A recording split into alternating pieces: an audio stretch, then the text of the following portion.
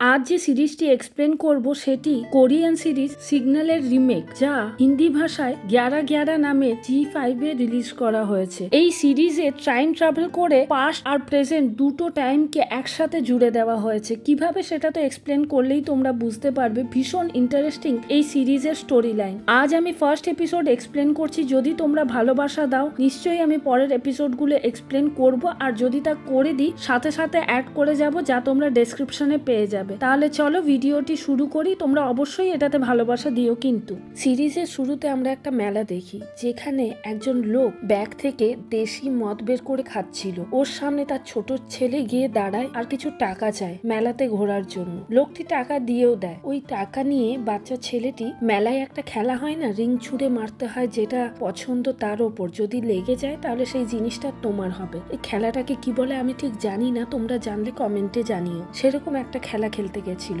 আর ছেলেটির একটি মাস্ক পছন্দ হয়, গরিলার মাস্ক। কিন্তু ছেলেটি কিছুতেই ওই মাস্কের ওপর নিশানা লাগিয়ে ফেলতে পারে না রিংটা। সেই সময় পেছন দিক থেকে একটা বাচ্চা মেয়ে আসে, আর সে রিং ছুঁড়ে ওই মাস্কটা জিতে নেয়। মেয়েটি ভালোবেসেই ওই ছেলেটিকে উপহার দিতে চায় ওই মাস্কটি, কিন্তু ছেলেটি ভীষণ রেগে যায়। ওর জিনিসটা কেন ও পেয়ে যাবে এই ভেবে। তারপর ছেলেটি একটি কটন ক্যান্ডি কিনে খেতে যাবে, তখনই ওই মেয়েটি এসে ওর থেকে কটন ক্যান্ডিটা কাড়িয়ে নেয়, যা দেখে ছেলেটি ভীষণ রেগে যায় আর ওই বাচ্চাটিকে ফেলে দেয়। ওই সময় দেখে আরেকজন কেউ এসে ওই বাচ্চা মেয়েটিকে তুলে নিয়ে চলে যাচ্ছে। ছেলেটি খুব ভালোভাবে দেখে ওই লোকটিকে, কিন্তু মুখটি দেখতে পায় না। এই ঘটনাটা ঘটে 2001 সালে 25শে অক্টোবর সন্ধ্যে 7টার সময়। এর পরের সিনে দেখি একজন নৌকোওয়ালা নৌকো নিয়ে ঘাটের কাছে আসার সময় তার নৌকোটি আটকে যায় কিছু গাছপালার কারণে। সে যখন ওই লতা পাতাগুলো সরাতে যায়, ওই গরিলার মাস্ক ভেসে ওঠে। ওই নৌকোওয়ালা গরিলার মাস্ক সমেত একটা বডি ওপরে তুলে আনে। যখন মাস্ক খুলে ওই বডির মুখটা আমরা দেখি,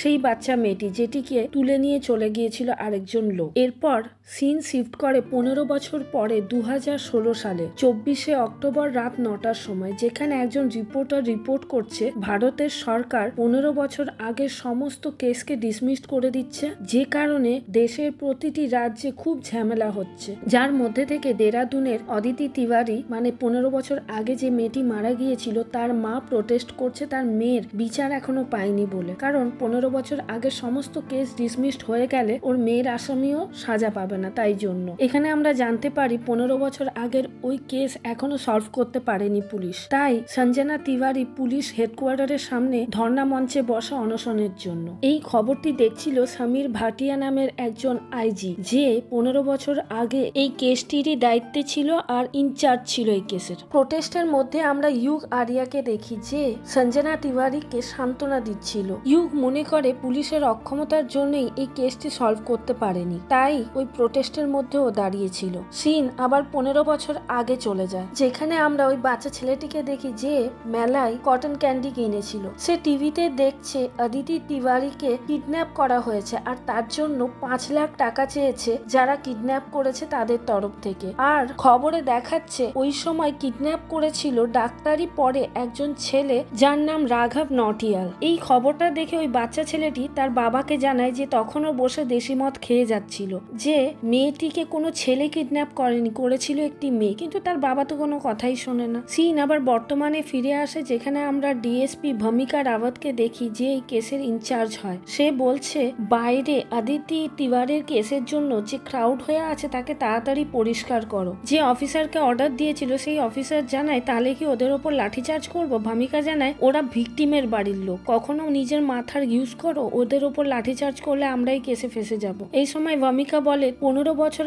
আগে যত কেস ফাইল আছে সেগুলো আমার ডেস্কে আনো, সব কেসগুলো এখনই ক্লোজ করতে হবে। তখন ওই অফিসার জানায়, নতুন একজন ট্রেনি এসেছে, যাকে এই কাজে আমরা লাগিয়ে দিয়েছি। সেই সময় পুরনো যত কেসের ফাইল ছিল 15 বছর আগের, একটা ট্রলি করে নিয়ে এসে ঢোকে ইউগ আরিয়া, সেই নতুন ট্রেনি অফিসার ওই পুলিশ স্টেশনের। এই সময় ভূমিকার কাছে ওর মায়ের ফোন আসে। অনেক দোনামোনা করে ওর মায়ের ফোনটা ধরে। সেই সময় ভূমিকার মা বলতে থাকে, আজ তোমার ছেলে দেখতে আসার কথা, তুমি না জানিয়ে কেন অফিসে চলে গেলে? ভূমিকা বলে, আমি নিজের কাজে ব্যস্ত আছি, এখন ফোনটা রাখো। তখন ওর মা বলে, 15 বছর আগে যে চলে গেছে সে আর ফিরে আসবে না, এরপর তোমার টাইমও বেরিয়ে যাচ্ছে, তুমি বিয়েটা করে নাও। ভূমিকা কোনো কথা না শুনে ফোনটা কেটে দেয়। ইউগ আরিয়া সমস্ত কেস ফাইল ওই ম্যাডামের ডেস্কে রাখতে থাকে, যেগুলো খুবই নোংরা হয়, যা দেখে ম্যাডাম খুব রেগে যায়। বলে, তোমার মিনিমাম সেন্সটুকু নেই এইসব রদ্দিগুলো আমার ডেস্কে রাখছো? তখন ইউগ বলে এইটা পুলিশ ডিপার্টমেন্টের অযোগ্যতার পরিচয়। এত কেস ফাইল 15 বছর ধরে জমে আছে। যা শুনে ভূমিকা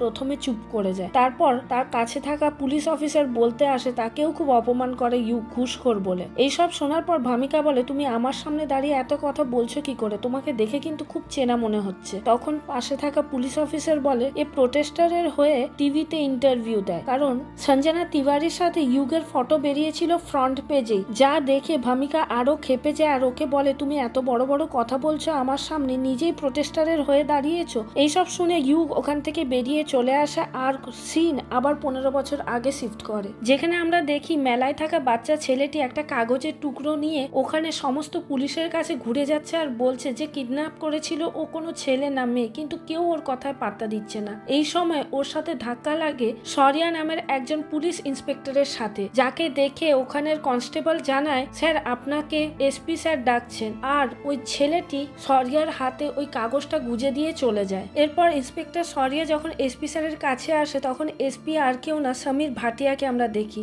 2001 সালে সমীর ভাটিয়া দেরাদুনের পুলিশ স্টেশনের এসপি ছিল। ইন্সপেক্টর শরিয়া সমস্ত পুলিশ ডিপার্টমেন্টের কাছে এই কেসের ব্রিফ দিচ্ছিল, যেখানে বলে 25শে অক্টোবর অদিতি তিওয়ারিকে মেলা থেকে কেউ তুলে নিয়ে যায়। রাত 11টার সময় কিডন্যাপাররা ফোন করে 5 লাখ টাকা জমা দেওয়ার কথা বলে ওর মা বাবাকে। ওর মা বাবা ব্যাংক অ্যাকাউন্টে ট্রান্সফারও করে দেয়, কিন্তু তা সত্ত্বেও ওদের কোনো খবর আসে না, যার ফলে তারপরেই ওর মা বাবা পুলিশে কমপ্লেন করে মেয়ে মিসিং হওয়ার। পুলিশ তদন্ত করে কোন নাম্বার থেকে ফোন এসেছিল, তখন জানতে পারে মেডিকেল স্টুডেন্ট রাঘব নটিয়ালের কথা, যে দেরাদুন মেডিকেল কলেজের ফাইনাল ইয়ারের স্টুডেন্ট ছিল, যার ফোন নাম্বার তো পাওয়া গেছে কিন্তু ফোন বন্ধ, আর তাকেও হোস্টেলে বা বাড়িতে কোথাও পাওয়া যাচ্ছে না। যা শুনে এসপি খুব রেগে যায়, বলে জানো কাকে কিডন্যাপ করা হয়েছে? একটা এত বড় লেখকের মেয়েকে কিডন্যাপ করা হয়েছে, যার জন্য বারবার আমাকে ওপর মহল থেকে ফোন করছে, আর চিফ মিনিস্টারও পার্সোনালি আমাকে ফোন করে রিকোয়েস্ট করেছে এই কেসটা তদন্ত করার জন্য। তোমরা এখনো বসে আছো, যাও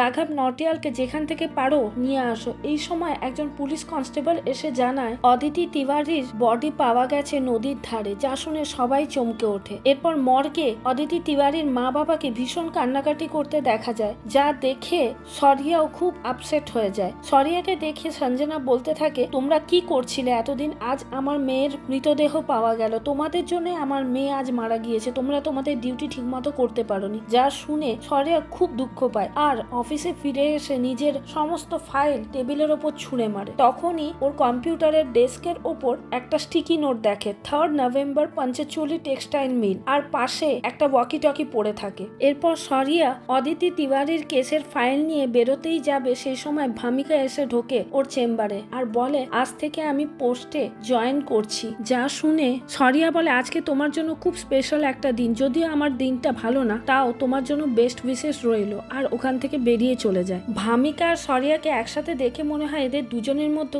কোনো একটা কানেকশন আছে, মানে প্রেমের সম্পর্ক আর কি, কিন্তু তখনই কিছু বোঝা যায় না। তারপরে আমরা এসপি সমীর ভাটিয়াকে দেখি, যে ফরেন্সিক্স এক্সপার্টের কাছ থেকে জানতে পারে অদিতি তিওয়ারির খুন জলে ডুবে হয়নি, ওকে গলা টিপে মারা হয়েছে, আর ওর শরীরে ডিটারজেন্টে ইউজ হয় এমন একটা কেমিক্যাল পাওয়া গেছে। যা শুনে সমীর সমস্ত পুলিশ ডিপার্টমেন্টকে ডেকে শরিয়াকে বলতে থাকে তোমরা গিয়ে রাঘব নটিয়ালকে ধরে আনো, ওকে আনলেই কেস সলভ হয়ে যাবে। যা শুনে শরিয়া বলে রাঘব নটিয়াল এই খুনটা কখনোই করতে পারে না, কারণ ও স্টেট টপার ছিল আর খুব ভালো স্টুডেন্টও ছিল। ওর কাছে ওর অ্যাকাউন্টে 10 লাখ টাকা ছিল যখন আদিতিকে কিডন্যাপ করে 5 লাখ টাকা ওর মা বাবার কাছ থেকে চেয়েছে, তাহলে ও কেন খুন করতে যাবে অদিতিকে? আর ওর কন্ট্যাক্ট লিস্ট চেক করে আমরা দেখতে পেয়েছি যে রাতে ওর মা বাবাকে, মানে অদিতির মা বাবাকে ফোন করেছিল রাঘবের ফোন থেকে, সে আরো ফোন করেছে একজন ড্রাগ ডিলারকে। আমাদের এই ড্রাগের কেসটাও ভালো করে তদন্ত করতে হবে। তখন এসপি বলে তুমি ড্রাগ নিয়ে মাথা ঘামিও না, কারণ এটা এখন আর কিডন্যাপিং এর কেস নেই, মার্ডার কেস হয়ে গেছে। যেভাবেই হোক রাঘবকে ধরে আনো আর এই কেস ক্লোজ করো। শরিয়াকে হুমকি দিয়ে আরো বলে সমীর তুমি পুরো টিমের সাথে চলার চেষ্টা করো, একা একা তদন্ত করার চেষ্টা করো না। যা শুনে শরিয়া ভীষণ রেগে যায় আর ওখান থেকে বেরিয়ে আসে। ওই সময় পেছন দিকে আরেকজন পুলিশ অফিসার শরিয়াকে ডেকে বলে তুমি আমাদের সাথে জয়েন করো আর এই কেসটাকে যত তাড়াতাড়ি সম্ভব সলভ করার চেষ্টা করি আমরা। তখন শরিয়া বলে তোমরা ওর পা চাটো, আমার লাগবে না, আমি নিজে নিজেই এই কেস সলভ করতে পারবো। এরপর ইন্সপেক্টর শরিয়া ওই পুলিশ স্টেশন থেকে বেরিয়ে পুলিশ জিপে গিয়ে বসে বসলে বাচ্চাটি যে চিরকুট দিয়েছিল সেটি খুলে দেখে কিডন্যাপের কোনো ছেলে ছিল না, মেয়ে ছিল। যা দেখার পর শরিয়া নিজের বেশভূষা চেঞ্জ করে ওই ড্রাগ ডিলারের কাছে যায় আর নটিয়ালের ব্যাপারে জানতে চায়। ওদের মধ্যে ঝগড়াঝাটি হওয়ার পর ওর হাত ভেঙে দেওয়ার নাম করে জানতে পারে শরিয়া যে রাঘব নটিয়াল কোনো ড্রাগসের সাথে জড়িত না, ওর সাথে একবারই দেখা হয়েছিল।